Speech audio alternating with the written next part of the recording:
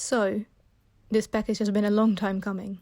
After the absolute disaster that is Corgo up in their shipping fees, my friend and I decided to try out a new Korean proxy named Paceable. We saved up some stuff and requested forwarding, only to quickly find out that Paceable was not exactly any better than Corgo. Both are not stellar at communicating, but excel in charging you shipping fees that are so incredibly high they make you fall off your chair. And on top of that, Paceable also adds in another nice fee called processing fee, which is actually not very nice at all, and resulted in a total that should not be named. Ever. But alas, the package was shipped to my friend, and then my friend shipped my stuff to me, and so here we are. There are 3 versions for Lucy's snooze cards. There is the outside version, very easily recognizable by the blue sky and them staring off into the distance, waiting for their significant other to come back from war. This is my favorite version. Then there is the indoors version, which features a lot of browns and yellows and is distinctive by the fact that they are, well, inside. And then there is version number 3, which has a sky and some browns and yellows, and Gwangil is in a beret, which adds some bonus points to it.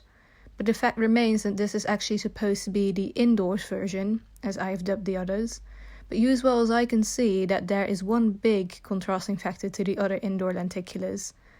This shot is not actually taken indoors, which, is fine. We'll just dub this one the inside but actually outside version. If you know anything about Lucy's photocard market, you would know that it does not exist, or rather there are so few trade/sales posts, it hurts. It has gotten a little bit better after the newest comeback hero, but finding snooze PCs is still similar to finding needles in haystacks. Having said that, you can imagine how surprised I was when I was finally able to get my hands on not 1 but 2 Polaroids. One of them is from the jogging streaming event. It's unsigned and one song is making a peace sign. The other one is from the As It Live event. There's actually a clip in their 2020 unreleased videos upload on YouTube where you can see the behind the scenes of the shot being taken. This one is signed. Maybe one day I will disclose them, but for now I would like to keep them undisclosed. Next up we have some Ateez things. This Fansign 7 set is probably my favorite alongside 5 and 6. I think the earlier ones are just a little bit too similar to either album PCs or pre-order benefits. And the backs of these PCs are actually really, really pretty.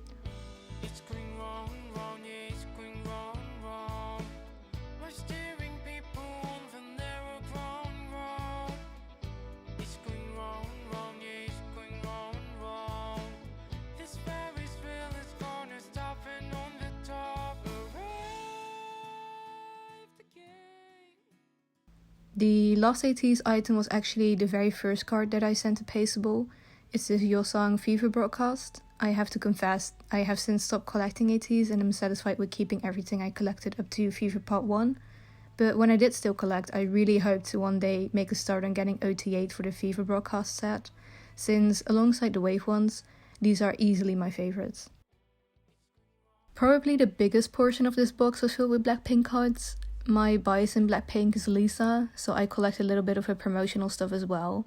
Actually, what I do and do not collect for Blackpink, besides their album PCs, is mostly based on if I like the card or not, which is a big problem, since the majority of Blackpink's non-album PCs are really pretty, so that has basically resulted in me collecting OT4 for album cards as well as non-album inclusions.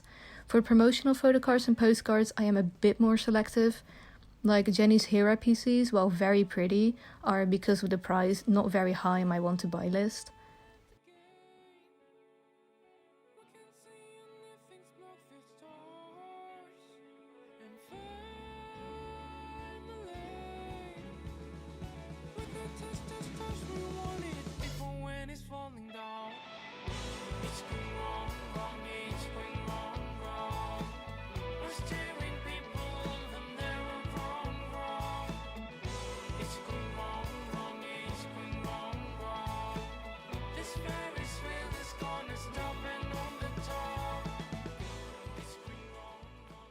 I was really happy to find a seller who did not just have the full MAC cosmetic set, but also the complete mini photo album kit.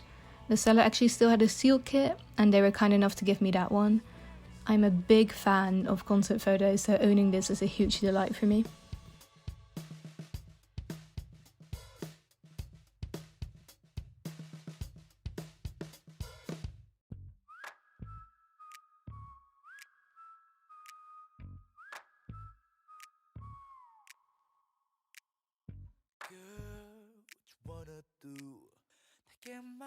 Next up are some square up cards, 2 Kill This Love PCs, and a couple of How You Like That postcards, which I unironically really like. The seller from 2 of the How You Like That postcards also had some Lisa stuff up for sale, so I was able to secure her Christmas photo cards as well as the limited photo book postcard.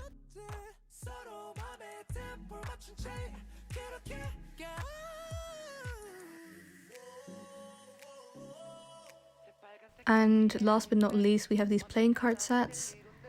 I have actually rebought them complete with the non-face cards and group cards, since I ended up wanting those as well. So these will be up for sale, and you'll probably see the complete sets pop up in another video sometime in the future.